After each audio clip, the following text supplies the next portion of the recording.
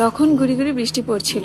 বৃষ্টিতে ভিজেই বাড়ি ফেরার পথ ধরলো দুই বোন। প্রেমার 1 ঘন্টা আগে স্কুল ছুটি হয়েছিল।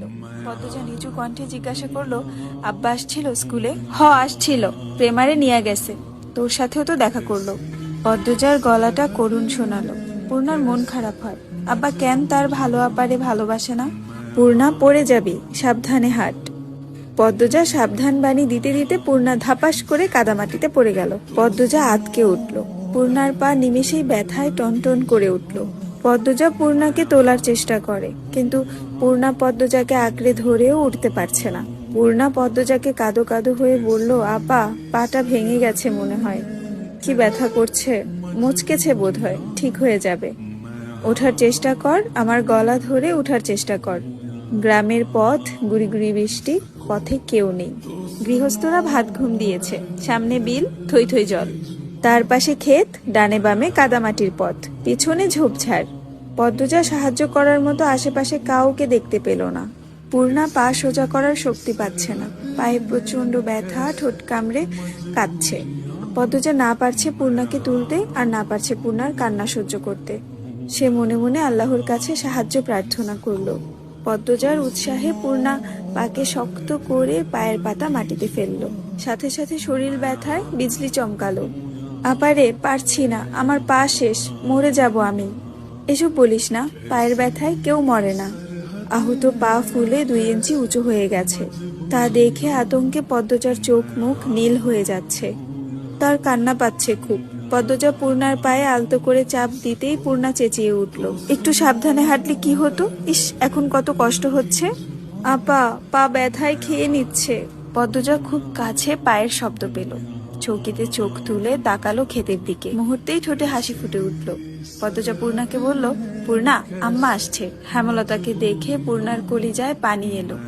মনে হলো মাকে দেখেই ব্যথা অনেকটা কমে গেছে। হেমলতা ছুটে আসেন, পূর্ণার মাথায় হাত বুলিয়ে বলেন, কিছু হয়নি, এসব সামান্য ব্যাপার। এরপর পদ্মজাকে বললেন, তুই বইগুলো নে। হেমলতা এদিকে তার সেলাই করা কাপড় দিতে এসেছিলেন, যার কাপড় সে অসুস্থ বলে নিতে যেতে পারেনি। বাড়িতেও কোনো কাজে মন টিকছিল না, তাই ছাতা নিয়ে বেরিয়ে পড়েন। ঘরে চুপচাপ বসে থাকার চেয়ে একটা মানুষকে সাহায্য করা ভালো। ফেরার পথে দেখতে পেলেন 2টো মেয়েকে, আর একটা মেয়ে পথে বসে আছে। আরেকটা মেয়ে পাশে দাঁড়িয়ে আছে বিপদগ্রস্ত অবস্থায়। মেয়ে দুটোকে চিনতে পেরে তার বুক কেঁপে উঠল।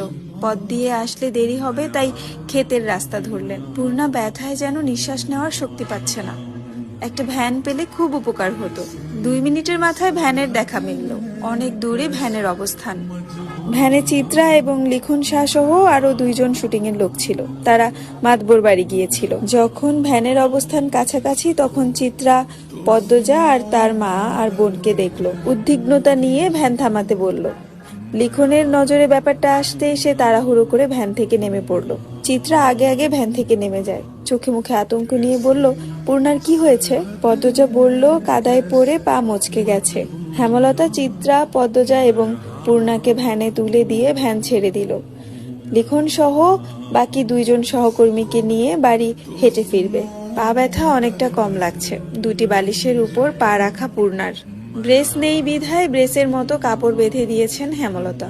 মুখে তুলে খাইয়ে দিলেন, আর বললেন, এবার খুশি? স্কুলে যেতে হবে না, কাজ করতে হবে না, সকালে উঠে পড়তেও বসতে হবে না। এবার খুশি তো? পূর্ণা রাজ্যের দুঃখ নিয়ে বলল, সবই ঠিক আছে, কিন্তু এখন আমি টিভি দেখতে যাব কি করে? কোনো সাড়া না পেয়ে পূর্ণা বুঝতে পারলো সে মুখ ফুসকে ভুল জায়গায় ভুল কথা বলে ফেলেছে। সে বিব্রত হয়ে উঠল, তারপর ঢোক গিলল। এরপর কাচুমুচু হয়ে মিয়ে যাওয়া গলায় বলল, মোটেও খুশি হইনি। বিকেলে মগা এসে জানালো মুন্নার বাপ খুন হয়েছে।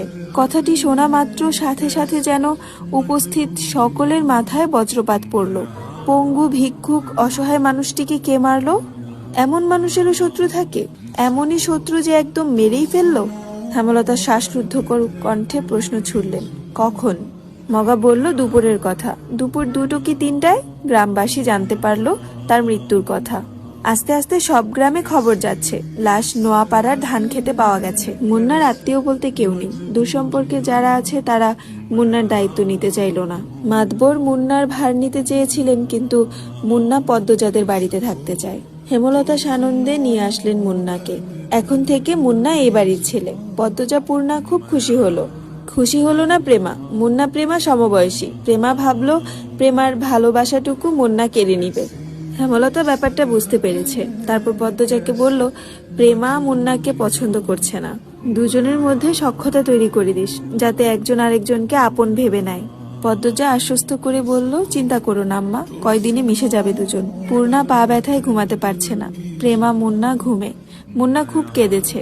তারপর সে ক্লান্তি নিয়ে বেভোরে ঘুমাচ্ছে। রাত তো কম হলো না। পূর্ণা মা বোনের বৈঠক দেখে বলল, আম্মা, মুন্নার একটা নতুন নাম রাখা উচিত। কেন? এখন থেকে মুন্না আমাদের ভাই, আমাদের নাম প দিয়ে, তাই ওর নামও প দিয়ে হবে, তাই না আপা? হেমলতা হেসে বললেন, তুই নাম রাখ তাহলে। রাখছি তো, প্রান্ত মোড়ল। মুন্নাকে জানা সকালে, যদি ও রাজি হয় তারপর না হয় সবাই ওকে এই নামেই ডাকবো। রাজি হবে না মানে? পিটিয়ে রাজি করাবো। হেমলতা মৃদু হাসলেন। পূর্ণা অসুস্থ হলে অনেক বেশি কথা বলে, মুখ বন্ধ রাখতেই পারে না। অনেক বছর আগের ঘটনা বা কয়েক বছর পর কি হবে তা নিয়ে অনাবরত কথা বলতে থাকে। গভীর অন্ধকার, আজ বোধহয় আমাবস্যা। হেমলতা কালো চাদরের আবরণে ঘাপটি মেরে বারান্দায় বসে আছে, হাতের কাছে ছুরি লাঠি। গত 3 দিন ধরে তিনি বাড়ির আশেপাশে পায়ের আওয়াজ শুনছেন। তখন ঘরে মোর্শেদ ছিল, একজন পুরুষ ছিল, বুকে সাহস ছিল। আজ মোর্শেদ নেই। মুন্নাকে বাড়িতে আনাতে তিনি ঝগড়া করে বাড়ি ছেড়েছেন। কবে ফিরবেন ঠিক নেই। আজ কিছুতেই ঘুমানো যাবে না।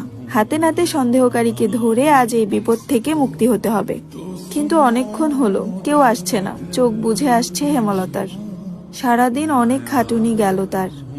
কাদামাটিতে ছপ করে কেউ আসছেন। হেমলতা সতর্ক হয়ে ওঠেন। শক্ত হাতে লাঠি ও ছুরি ধরেন। পায়ের শব্দটা কাছে আসতেই তিনি বেরিয়ে আসেন। অন্ধকারে পরিষ্কার না মুখটা। আন্দাজে ছুঁড়ে মারেন হাতের লাঠি।